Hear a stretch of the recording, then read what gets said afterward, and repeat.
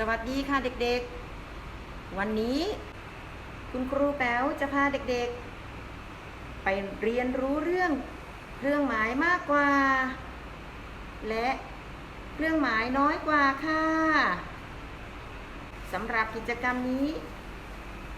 มีเกมสนุกๆให้เด็กๆได้ทดลองเล่นค่ะและหลังจากเล่นเรียบร้อยแล้วให้เด็กๆลงมือทำแบบฝึกหัดที่ให้ไปในวันนี้นะคะเด็กๆพร้อมกันหรือยังคะถ้าพร้อมแล้วเราไปฝึกกันเลยค่ะ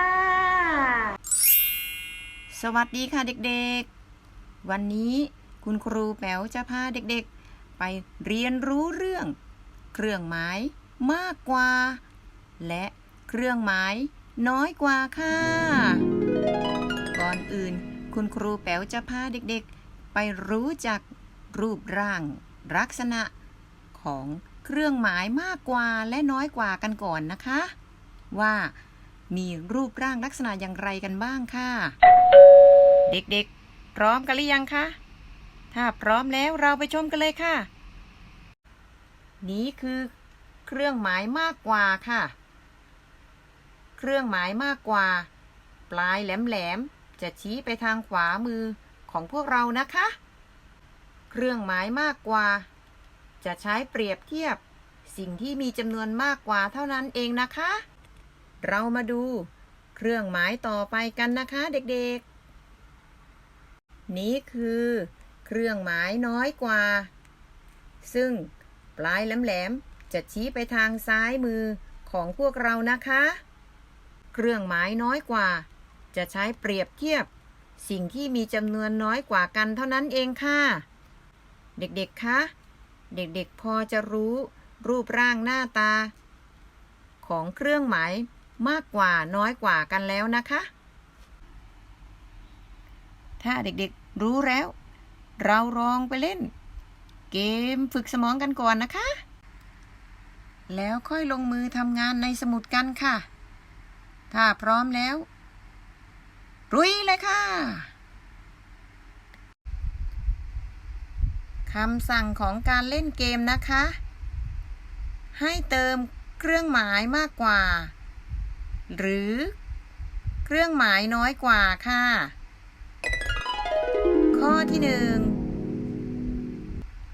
5 กับ 6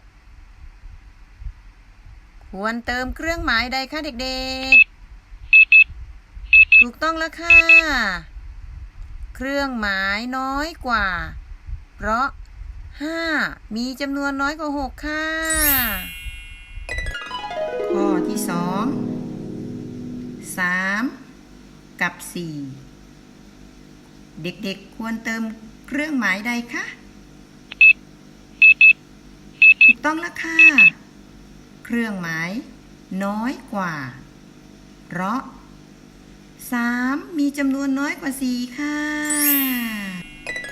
ข้อที่8 กับ 7ควรเติมเครื่องหมายใดคะเด็กๆถูกต้องแล้วค่ะเครื่องหมายมากกว่าเพราะ8มีจำนวนมากกว่า7ค่ะข้อที่9 กับ 5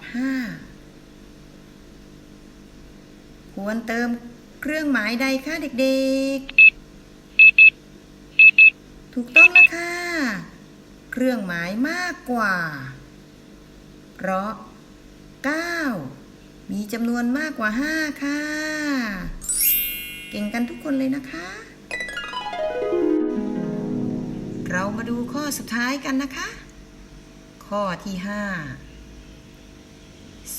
2 กับ 8เด็กๆคิดว่าควรเติมเครื่องหมายใดคะ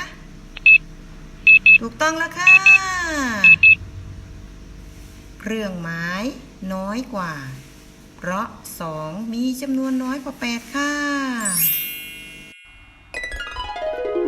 เด็กๆเก่งกันทุกคนเลยค่ะเอาละค่ะได้เวลาลงมือปฏิบัติงานกันแล้วนะคะไปเตรียมแบบฝึกหัดและลงมือทำได้แล้วค่ะ